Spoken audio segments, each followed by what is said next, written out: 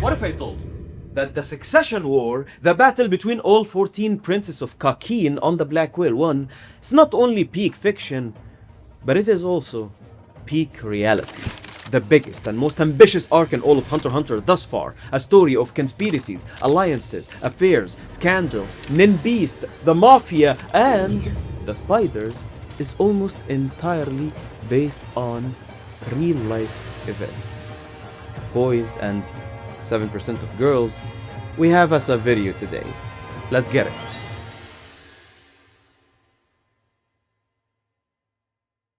When I first started reading the Succession War arc, and I'm being completely honest here, this idea popped into my head. The idea being, why is it so complicated? Like, why is this ritual here in order to choose the next king of Kakeen? Like, one must undergo an ritual, but oh wait, one must first qualify to be considered a prince, must be a child of an official queen, the rule is. And there is one more thing, there must be a vessel to hold the war of succession. Each prince will get their own guardian spirit beast, however, the spirit beast cannot attack each other, and the prince cannot see his or her own spirit wait. Now, how does that make any sense? Aye, man, so do you see this guy over there?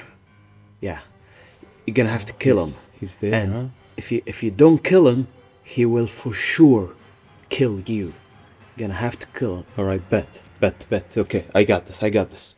Now, I'm gonna give you this sword, okay? Now this is a very old sword. This is an ancient sword, and it's been infused with ancient mystical powers, right? So take this sword, okay? And like I told you, you're gonna have to kill this guy. Thank you. Oh my god. Thank you so much. This would be a great help. Thank you. Now, there's a condition. You cannot actually use this sword to kill this guy over there. What? In fact, you cannot actually control the sword yourself. You know what? You cannot even see the sword, okay? You just have to believe that it's there. Other people can see the sword, like these people over there. They can see the sword, but you cannot see the sword. But don't worry. This guy that you're trying to kill also cannot see the sword, alright? So you just, like, you have to believe. So he also has a big, powerful sword that I cannot see. That's exactly right. So just believe, man. And yeah, good luck. I believe, man. I definitely believe. What the Now, this might seem extremely unintuitive at first, but if we're talking politics, this thing happens on a regular basis. In fact, you can even call it part of the job. The thing is, when you introduce Nin Beast and Nin in general into the mix, it can feel a bit weird. But yeah, people fight. People fight other people indirectly using weapons and means they can't even control themselves. That's textbook dirty politics right there. And you know what? That's why I love it so much. It's making dirty politics interesting, taking that idea and incorporating it into the story and adding two very, very important ideas into that mix. The first one being, the vessel is based off the worm toxin ritual and the black magic of Go. A sorcerer places a bunch of venomous creatures into a sealed container. A snake, centipede, scorpion, worm, and a toad. Then those venomous creatures fight it out, devour each other, poison one another, and one is left standing. The last surviving creature is believed to carry an extremely potent spiritual poison. This is Go, or translated into English, a worm toxin. Second concept to be incorporated in that story has to do with how the war is conducted. Fratricide. If you are unaware of what this word means, let's go back in history to explain real peak.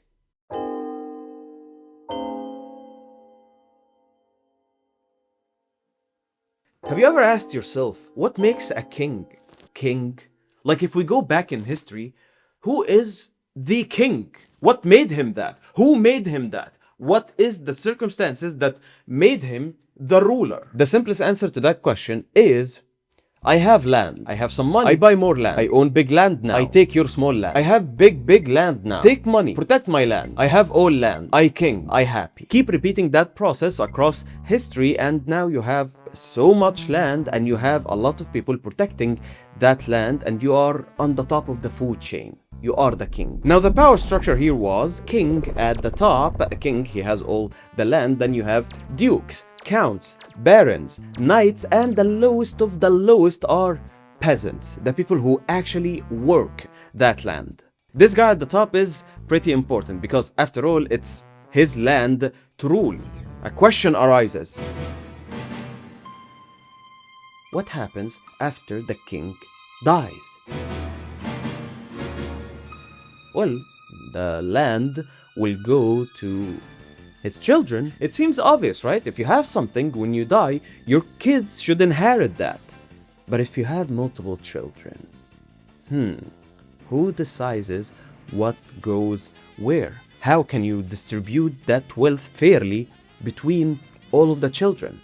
You can't really divide land like that, am I right? Now, the western part of the world used to deal with that issue in a different way to the way that the empires in that region used to deal with that issue. Enter the Byzantine Empire, an empire once stretched from Spain to the Euphrates. But like other empires before, it fell. One of the most important reasons for its falling was because it was fractured. The heirs to the throne, the successors, wanted a piece of the land. And when every son gets a piece, the empire gets smaller and smaller. Civil wars starts to break out, making the bigger entity weaker and weaker and very easy to defeat for the new player in town. The Ottomans. Out comes Mehmed II. Or come here, get a little closer, okay? You're not gonna hear this type of pronunciation in your history class, okay? Muhammad al-Fatih. Muhammad al-Fatih, okay? You gotta work on that, okay? It's not just a regular Hunter video. Need to get some info, alright? Shout out to the US audience, shout out to the UK audience. So anyway, you see this guy? This is the founder of the Kakian Empire. You know, the man that conjured the seed urn? That's him.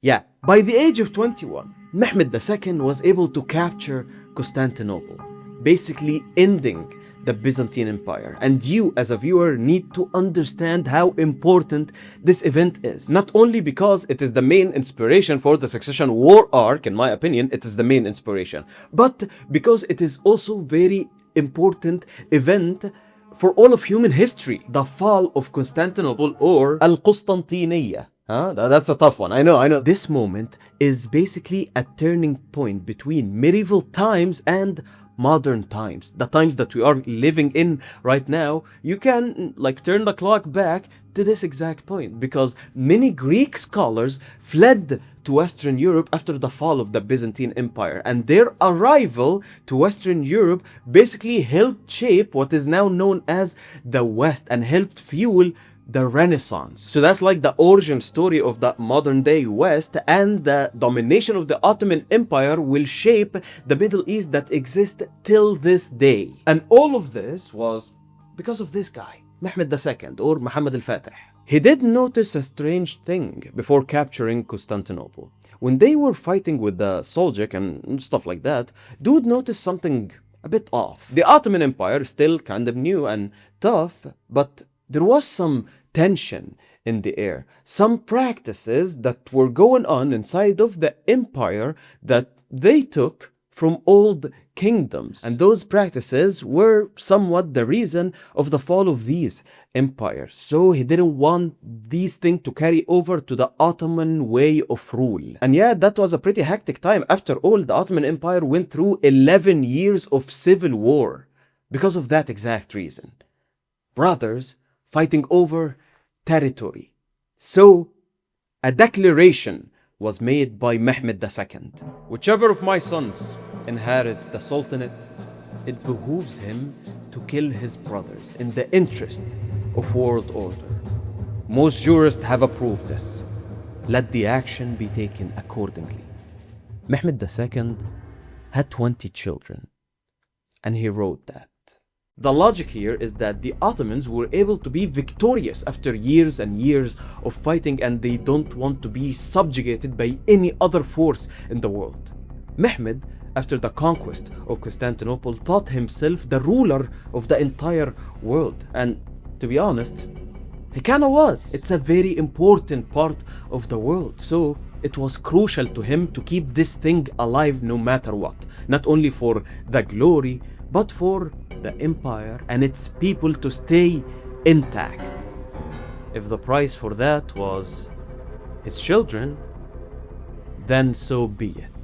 And this was an actual law. Alright, I have to intervene here for a little bit before any historians come at me in the comments. Yes, I know that it being an actual law, this part is a bit contested between some historians. But the thing is that the practice of fratricide, the brothers killing each other, is a historical fact. They really did do that. The thing that is a bit contested is that whether it was an official law or it was fabricated after years and years, that someone added this to tarnish the image of the Ottoman Empire. However, fratricide was actually practiced in the Ottoman Empire. And I know some people might be weirded out by that, but it's a practice that was there for a lot of empires around the world. The Sassanid Empire, Mughal Empire, Roman Empire, and the Byzantine Empire. They did do it. Actually, if you focus on the modern day world, still practiced till this day, just in a soft core type of way. I will not comment anymore to that. I ain't about that, man. I want to keep making Hunter videos. So anyway, who said Hunter isn't political? I can't hear you. But yeah, nevertheless, for this to be stated as a matter of law, stuff, man. Whatever Mehmed II said or did, what I am about to say right now is just basic stats, or based off basic stats. So this law kinda worked. The Ottoman Empire lasted for around 600 years. It was actually one of the very last empires to fall in human history. The Ottomans, and then you can say the British Empire, and that was about it. No more empire, guys. That's it, we're done. The territory that the Ottoman Empire captured was not an easy job. Their presence on the land that they captured is felt, and it is still felt till this day. Some people in the Middle East are huge fans of the Ottomans, some despise them. And just to be clear, we're talking about like the Ottoman Empire. We're not talking about modern day Turkey, okay? Shout out to anyone from Turkey watching, okay? Shout out, shout out. But it is the fact, and it is a debate that is going on. Some people defend the Ottoman Empire and what it did, and some people really hate it and hate what they did. Me, I just care about HunterxHunter, man. So what does this have to do with HunterxHunter? Let's get it. In 1595, Mehmed III killed 19 of his brothers as soon as he took the throne. All 19 were killed in the same day. And I mean, look at this guy. Kinda reminds me of a certain fictional character. Come on, that's King Nasubi, man. That's King Nasubi without the headgear. Come on! And you know what is the method of killing the siblings that most sultans used? It was strangulation. That way, no actual blood will be spilled among siblings. It's kind of symbolic, I understand. Maybe it was a bit of revisionist history, maybe it wasn't exactly like that. And yes, they did hire their like second in command or like their butlers to do the killing. They didn't strangle them themselves, but they did order the death of their siblings. Psst, psst. Hey, do you want me to spoil HunterxHunter for you? You want to hear some spoilers? Come here, can you smell the cooking, huh? You see, the succession war in the Ottoman Empire had some rules. The war starts the moment the current sultan or king dies. All the king's children are scattered everywhere in the empire. The death of the king is not public. In fact, it is a secret. No one knows about the death except very few people. If this info was leaked somehow to the princes, then they will race back to the capital to seize the power. It is a game of speed. Some might say it is a game of thrones. The first one to reach the capital is the rightful king and is the one who shall execute all of his brothers. However, some princes killed their brothers while they were on their way to the capital. Some of them conspired to kill the messenger that was carrying the news of the death to the prince in that specific province, and then they ambushed the prince while he was in no shape to fight. Other princes tried to flee. They don't even want to go anywhere near the capital. Okay, you take the throne, I don't care, I'm just gonna flee because I want to live. However, no matter how far away you flee, you are not away from the hands of the Sultan. He can reach you anywhere in the empire. The most important aspect of that story to me, and the one that gets overlooked a lot, the wives or the harem of the Sultan, the queens. The wives were usually the one who leaks the info of the death of the Sultan, trying to get a head start so that their son can get there first and take the throne. The role of the harem is not to be understated. Just keep that in mind.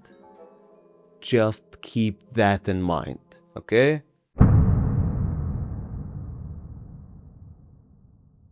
Is a succession war actually a good idea? The idea of fratricide is extremely messed up, but in their logic, it is a tool to put the kingdom and the land united first. That is why it is permissible. Kill the potential heirs of the throne so that there won't be any infighting. We don't want any civil wars to break out. We don't have any stats on how well the succession war worked out for them and benefited the Kakin Empire, but we can safely say that the Kakin Empire and their rulers, they're messed up. Not very good people, the rulers of Kakin. Yep. And that is why I think Togashi wants to explore this idea in this arc. It's very compelling, and if I'm seeing patterns here, I believe that there are some upcoming twists and turns in the story that right now might not seem too far away from real life events. I'm talking about being there first and counting on the queen to hook you up, if that wasn't clear enough. And yeah, that was it. Thank you so much for watching. I hope you enjoyed the video. Please let me know in the comments. Please subscribe to the Hunter Society for more Hunter x Hunter content, and leave a like on the video. It really helps out the channel. It goes a long way, okay? It really helps. And have a good day.